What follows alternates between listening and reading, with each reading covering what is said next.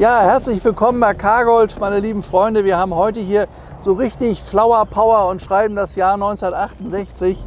Da ist nämlich dieser tolle Citroën gebaut worden. Also wir haben heute allerschönstes Wetter und das ist ja ein Auto, was also wirklich fast ein bisschen skurril zu nennen ist. Ist also wirklich was ganz Besonderes. Der DS21 von Chaperon. Wichtig dabei, das ist ein Original-Cabriolet. Das heißt, so wie ihr ihn hier sieht, ist er auch tatsächlich zur Welt gekommen. Das ist ein echtes Cabrio. Es gab also von 1961 bis 1971 1300 echte Cabriolets. Es gab aber nur 128 Cabriolets, so wie unser. Das ist der mit den Lampen, mit den verdeckten Lampen vorne um die Ecke gucken kann. Das zeige ich euch gleich mal. Ist was ganz, ganz Seltenes. Nur 120, 128 echte gebaute Autos. Und das Erste, was mir hier sofort auffällt, also man sitzt ja wirklich hier dermaßen bequem. Er hat ja diese irre Luftfederung. Er geht also wirklich so, also man merkt überhaupt gar nichts. Also das ist wirklich ein Wagen für Freaks, aber man hat damit was ganz außergewöhnlich Schönes. Sowas gibt es ganz, ganz selten. Und hat auch schon mal diese irre Form. Also man sitzt hier auf diesem wahnsinnig schönen, ganz weich gepolsterten Sessel. Er ist ein richtiger Sessel, man muss das so sagen. Das Auto schaukelt hin und er hat ja damals, was ganz selten war, diese Luftfederung. Man kann ja fast sagen, Citroën war einer der ersten Firmen, die das überhaupt so gebracht haben. Natürlich dicht gefolgt von Mercedes, aber völlig anders ausgelegt. Also das Auto hier ist extrem sanft und weich, also man schwebt hier wie auf Wolken, also das Gefühl hat man wirklich.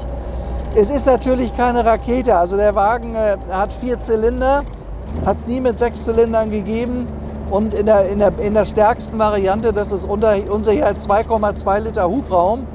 Und wenn der also richtig gut gelaufen ist und man den mal Vollgas fahren wollte, ist er 175 Stundenkilometer schnell gewesen. Ja, hat 101 PS, 100 PS ist natürlich nicht allzu viel, wenn man sich die heutigen Daten anguckt. Von modernen Autos ist das natürlich gar nichts. Aber was möchte man mit so einem Wagen haben? Man ist totaler Individualist. Also es ist wirklich ein völlig individuelles Auto. Und also wie man hier drin sitzt, wie einen das durch die Gegend schiebt, ist irgendwie ganz toll. Also das ist ein Gefühl, was man normalerweise bei anderen Fahrzeugen, die wir immer so Probe fahren, nicht hat. Also er schwebt richtig über die Landstraßen. Und was ich total klasse finde, ist die Sitzposition. Man sitzt ja hier also wirklich dermaßen gemütlich. Ja, das heißt ja immer so, leben wie Gott in Frankreich. Ich glaube, hier kann man sagen, fahren wie Gott in Frankreich. Ist wirklich toll, macht wirklich Spaß. Aber ich glaube nicht, dass das ein Fahrzeug ist, was ich jetzt mit sehr großer Geschwindigkeit über die Autobahn fahren möchte. Das ist ein Auto, was man 80 bis 90 fährt und was man total genießt. Unser Auto ist gebaut worden 1968. Ihr wisst ja, 1968 war weltweit so ein bisschen Rummel. Da haben die Jugendlichen starke Aufstände gemacht gegen die Etablierten, sage ich mal, gegen das Konservative zu der Zeit. Das ist das Jahr 68 ja überall, mit auch Auslöser der Vietnamkrieg zu der Zeit, in die Geschichte eingegangen. Und da fuhr man halt eben den Wagen. Und das war damals zu der Zeit das Beste, was Citroën überhaupt gebaut hat. Also so ein DS21M zu fahren, also M übrigens, weil er diese Schaltung hat. Nur 120 Leute haben sich so einen Wagen bestellt und dementsprechend selten und natürlich auch nicht ganz preiswert, sage ich mal, ist so ein Auto heute. Aber das ist wirklich was für Freaks. Was bei unserem Auto sehr, sehr schön ist, wie ich meine, der hat eine ganz tolle Historie. Also wir können genau euch nachvollziehen und dokumentieren, wo der sich immer befunden hat. Der war erst in der Schweiz von 1968 für ungefähr 3,5 Jahre, hat es einem französisch sprechenden Schweizer gehört. Und danach ist aber auch im französischen Teil der Schweiz weitergegangen und hat da dann die nächsten 30 Jahre verbracht. Also bis zum Jahr 2001 war das Auto in der Schweiz. Und ab dem Jahr 2001 ist er dann nach Hamburg gekommen, meiner alten Heimat. Und in Hamburg ist er restauriert worden, ist die Maschine gemacht worden, sind über 30.000 € restauriert worden. Und bei dem Besitzer ist er bis zum Jahr 2014 geblieben, also auch sehr lange. Und beim jetzigen Eigentümer war er die letzten 7 Jahre. Da haben wir ihn jetzt her. Das heißt also, der Wagen hat sich befunden zweimal in der Schweiz und zweimal in Deutschland. Wir haben eine komplette Geschichte und wenn man sich überlegt, dass das Auto ja mittlerweile 50 Jahre alt ist, ist das eigentlich auch, finde ich, eine sehr schöne Story. Es gibt ja in der Zeit Autos, die sind schon in 7., 8. oder 9. Hand oder man weiß das gar nicht mehr. Also hier kann man das sagen, 4. Hand. Und ich kann euch sagen, also das Fahrgefühl ist ganz außergewöhnlich. Schaut euch mal dieses irre designte Lenkrad an. Also genauso wie das Auto, wie das Lenkrad aussieht, fährt der Wagen auch. Ganz exquisit, ganz ausgefallen, außergewöhnlich. Aber es macht total Spaß. Also man konnte fast an so einen schwebenden Teppich denken, also an einen schwebenden Teppich denken, wie der hier fliegt, fährt. Quatsch. Na, ihr wisst, glaube ich, was ich meine.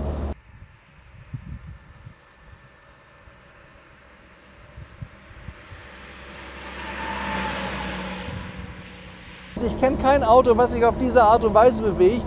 Da ist dieser Citroën wirklich ausgefallen. Und ich glaube, was heute auch nicht ganz unwichtig ist, wo es ja immer gerne mal Neiddiskussionen sowas gibt, also auf den Wagen ist niemand neidisch. Das ist echt ein Kultauto, totales Kultauto. Da habt ihr keine Neider und ich bin sicher, obwohl heute ist leer, es klatscht uns ja keiner zu heute hier. Aber da habt ihr eine ganze Menge Fans, die das echt klasse finden und dem Wagen zujubeln. Der Wagen ist wirklich ausgefallen und außergewöhnlich. Und ich meine, klar, es ist kein Rennwagen, aber das braucht es auch nicht bei dem Auto. Es ist halt eigentlich ein Automodell der 60er Jahre. Hat diese schöne Handschaltung, Lenkradschaltung hier vorne, könnt ihr sehen. Wir fahren jetzt hier im dritten Gang den Berg hoch, also ich sag mal, hier bin ich schon schneller hochgefahren, aber das tut jetzt auch nicht zur Sache.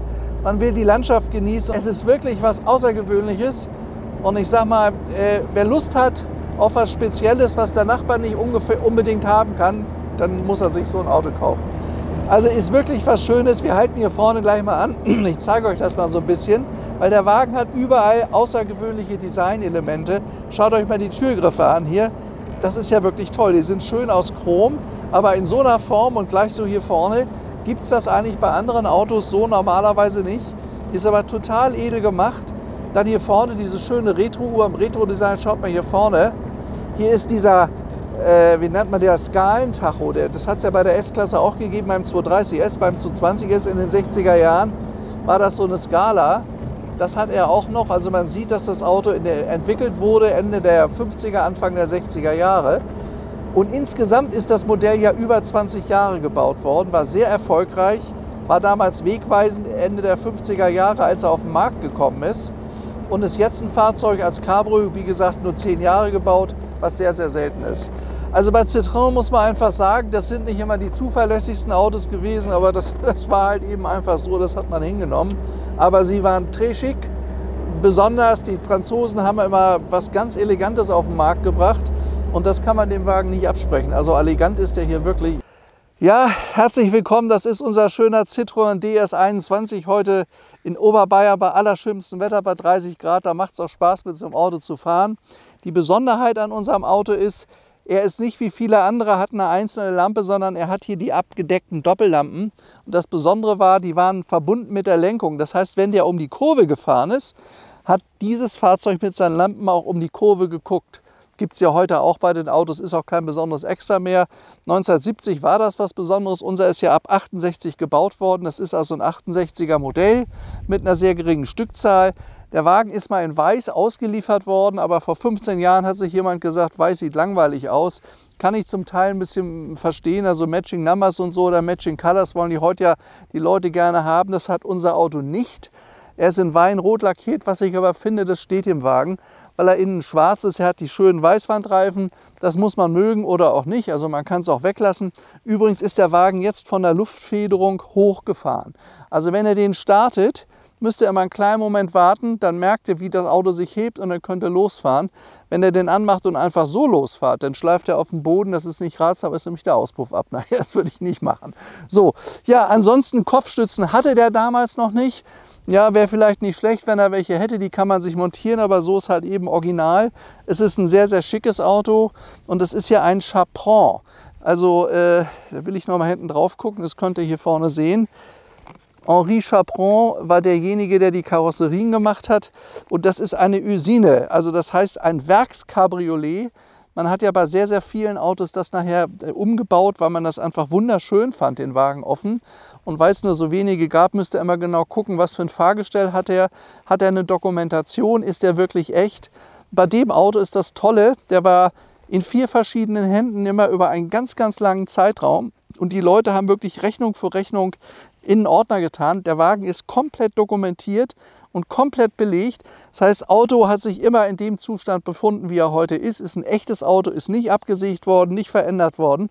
Könnt ihr im Übrigen im Unterschied zur Limousine erkennen, dass der sehr viel längere Türen hat, der Wagen hier.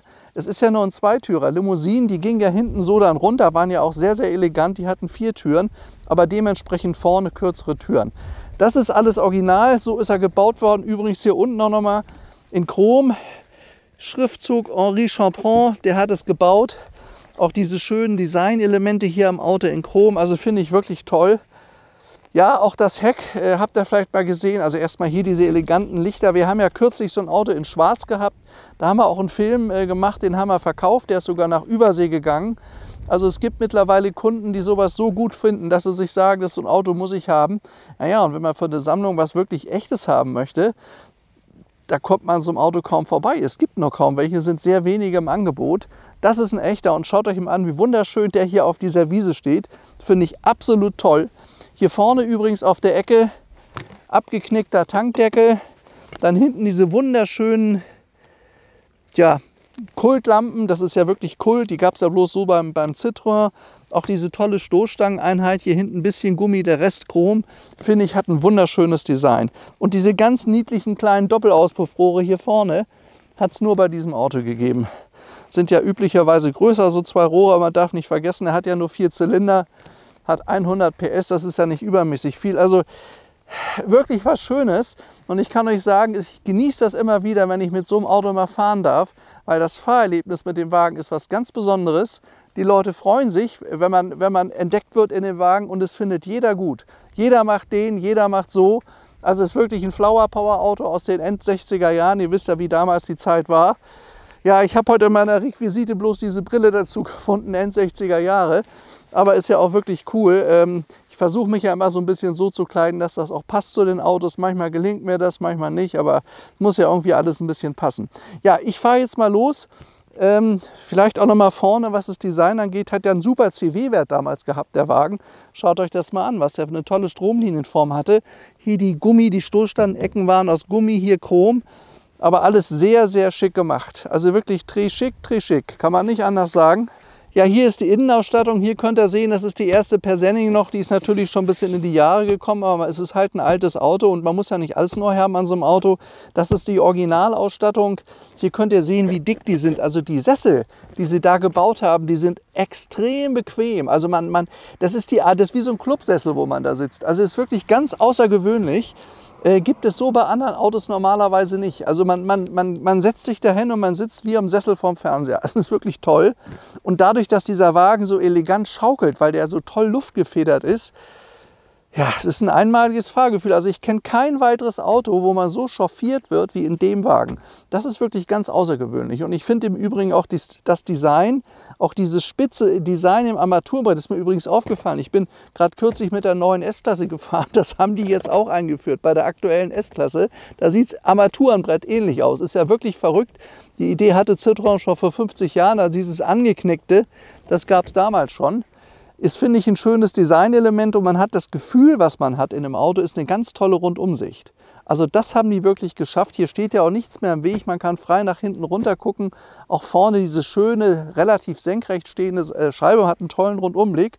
Und dadurch, dass man da so schön bequem drin sitzt, tolle Anmutungen im Auto.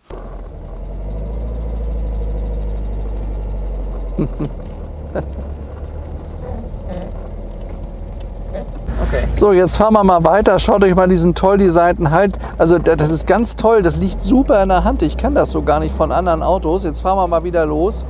Weil dieser Citroën hat überall ganz tolle, witzige Ideen. Das ist das ganze Design. Auch überhaupt das ganze Autokonzept finde ich voll klasse. Aber was ein bisschen schade ist, Citroën hat immer eine grottenschlechte Verarbeitung. Das muss man leider sagen. Das heißt, ihr könnt diesen Wagen hier so gut restaurieren, wie ihr wollt. Wenn ihr euch die Originalteile nehmt, das ist alles so ein bisschen scheppig. Also das muss ich leider so sagen. Schade im Grunde. Wenn man da in einem Mercedes oder in einem BMW sitzt, ist das ganz anders verarbeitet. Das knarzt und quietscht und knarzt so ein bisschen, aber ich glaube, das gehört hier mit zum Fahrgefühl. Das ist halt ein Citroën. Deswegen haben die ja leider öfter mal Probleme gehabt mit Liegenbleiben, mit Motor kaputt oder dies oder das. Das ist bei Citroën so. Aber ich sag mal, derjenige, der sich freut über das Auto hier, der fährt ja damit keine 30.000 Kilometer im Jahr. der fährt ein paar tausend und das halt alle mal durch. Also man merkt, dass der Motor sehr, sehr gut fährt. Der ist ja restauriert, neu aufgebaut worden. Maschine klingt ganz sauber. Bremsen sind auch gut. Die machen das auch ordentlich. Die Luftfederung funktioniert einwandfrei. Also ist ein Auto, so vom Fahrgefühl ist es das wirklich wert. Also was ganz Außergewöhnliches. Macht auch wirklich Spaß. Also ich muss sagen, ich habe hier eben gerade mit meinem Kameramann Paul nicht besprochen. Der sagt auch, macht ja wirklich Laune bei so einem Wetter mit dem Wagen hier durch die Gegend zu schaukeln. Das ist wirklich schön. Es ist halt schade, ob man sich das Armaturenbrett anguckt oder der Deckel, der hängt hier oben so ein bisschen. Das ist alles so ein bisschen Citroën. Schade eigentlich, weil wenn die noch eine bessere Qualität gehabt hätten, auch hier vorne, schaut euch mal so die ganzen Teile vom Armaturenbrett an. Das ist zwar klasse designt, Franzosen sind ja bekannt für erstklassiges Design, aber es ist irgendwie so scheppig billig gemacht. Das hätte man wertiger machen können und hätte es trotzdem also genauso schön designen lassen können. Aber das ist alles so ein bisschen auch die Hebelchen hier für die Heizung und für die Lüftung. Schaut euch mal das da vorne an. Naja, das ist halt Citroën. Also daran müsst ihr euch halt gewöhnen. Ist kein Mercedes-Standard, aber dafür ist das Auto im Klassenkultiger. Also das steht mal fest. Ist ja ein Auto, was wirklich außergewöhnlich ist und so als Cabriolet. Also alleine wie man sitzt, diese riesige Armauflage, wie schön man hier schalten kann, das haben die ergonomisch ganz toll gelöst. Ja? Schaut mal hier. Also ganz, ganz toll gemacht. Man muss seinen Arm gar nicht bewegen. Du kannst den hier machen. Das ist super bequem gelöst. Ich kenne kein Auto mit einer Lenkradschaltung, was sich so entspannt fahren lässt. Auch das Lenkrad hier ist ja auch ausgefallen. Aber das passt genau. Also man sitzt dahinter, als ob man hier reingegossen ist. Es schiebt einen wie eine Sänfte durch die Landschaft. Macht wirklich Spaß. Es ist wirklich, also ein Fahrgefühl kann ich nur jedem empfehlen, das mal zu probieren. Ich kenne kein Auto, was das kann. Also wie schön der hier schaukelt, durchgeht. Man kann die Landschaft und alles drumherum total einatmen, total genießen mit dem Wagen. Ist wirklich ein Genussauto. So, und dass man ihn nicht schneller fahren kann, man will das irgendwie auch gar nicht. Also ich glaube, ein Citroën braucht man gar nicht schnell fahren.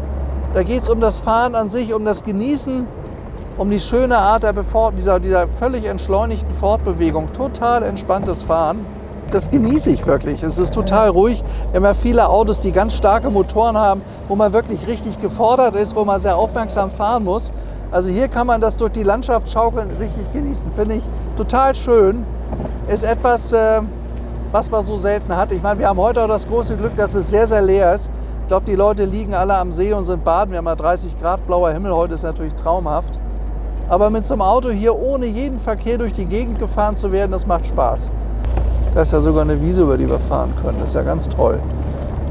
Weil der ist nämlich so gut gefedert, unser Auto. Wir können ja quer über eine Wiese fahren. Das macht überhaupt nichts. Der hat ja eine so wahnsinnige Federung. Das haben wir eben schon bei Bodenwellen gemerkt. Das merkt ihr überhaupt nicht bei dem Auto. Der schaukelt hier rüber, ist einfach toll. So. Also ich hoffe, wir haben euch das so ein bisschen vermittelt, wie man mit so einem Wagen durch die Gegend gleitet. Weil das ist wirklich was anderes als mit den anderen üblichen Autos, die wir sonst in der Regel haben. Gar nicht zu vergleichen mit einem Porsche oder irgendwie mit so einem 6,3 Liter Mercedes oder irgendwelchen ganz schnellen Cabrios oder Bentleys, ist was ganz anderes. Also fährt wirklich herrlich. Verschluckt sich ein bisschen, wenn man untertourig fährt. Aber der hat auch ein bisschen länger jetzt gestanden. Der kommt ja aus einer Sammlung, wo jemand aus Altersgründen seine Autos abgibt. Wir haben die bekommen und da ist er dabei gewesen.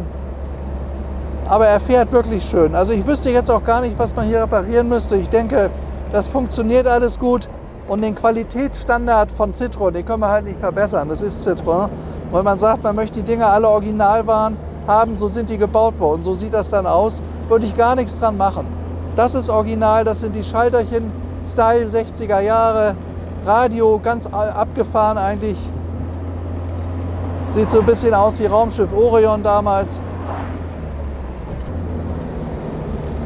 Es gibt ja viele Autos, wo man richtig Auto fahren muss, wo man gefordert ist als Autofahrer. Und dann gibt es das genaue Gegenteil, das ist dieser Citroën, wo man wirklich durch die Gegend chauffiert wird. Wo man durch die Gegend schaukelt, wo das Auto alles macht. Man muss gar nicht groß mitdenken, das geht alles von selber. Weil Citroën ist ja immer mal so ein Auto, wo da kann ja mal was sein. Der hat aber eine einfache Technik, das ist ein einfacher Vierzylindermotor. Das ist nichts Aufwendiges und sowas kann eigentlich jede Werkstatt gut reparieren. Der hat ja nichts groß Elektronisches oder so. Hat ja auch die ganzen Helferlein, die es alle gab. die es heute alle gibt, die hat er alle noch nicht. Also ist noch aus einer Zeit des Automobilbaus, wo die Dinge noch relativ einfach zusammengebaut wurden, ohne sehr großen technischen Anspruch. Jetzt mal von der Luftfederung abgesehen, die muss natürlich funktionieren. Das war ja damals das absolute Highlight bei dem Auto. Und das schafft diesem Auto auch diesen tollen Charakter. Das ist diese wunderschöne Luftfederung. Das ist wirklich toll. Und da muss man natürlich sagen, wenn man sich die ganze Karosserieform, die ganze Linienführung anschaut bei dem Auto, die ist sehr, sehr elegant, weil der so schön lang gestreckt ist hinten. Finde ich ein sehr, sehr elegantes Auto. Und der Wagen hat ein absolutes Schick. Und dadurch, dass er so selten ist, ist er natürlich einmalig. So, jetzt sind wir wieder am Beuerberg. Unsere Probefahrt neigt sich dem Ende zu. Also bei dem Auto war es wichtig, euch was zu vermitteln. Das ist nämlich die Art und Weise des französischen Autofahrens, gerade mit so einem Citroën. Die ist nämlich außergewöhnlich und das ist was ganz Besonderes. Ich hoffe, das konnte ich so ein bisschen rüberbringen.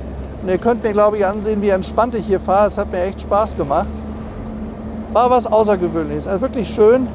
Ja, da ist wieder Beuerberg. Ja, liebe Freunde, wir biegen ab. Wir sind jetzt 20 Kilometer gefahren mit diesem wunderschönen Citroën DS21. Ich darf mich für dieses Mal bei euch verabschieden. Ich wünsche euch alles Gute, habt viel Freude in dieser schönen Saison. Das Wetter spielt ja mit, es ist bestes Wetter. Ich wünsche euch alles Gute, euer Stefan Luftschütz. Bis zum nächsten Mal. Ciao.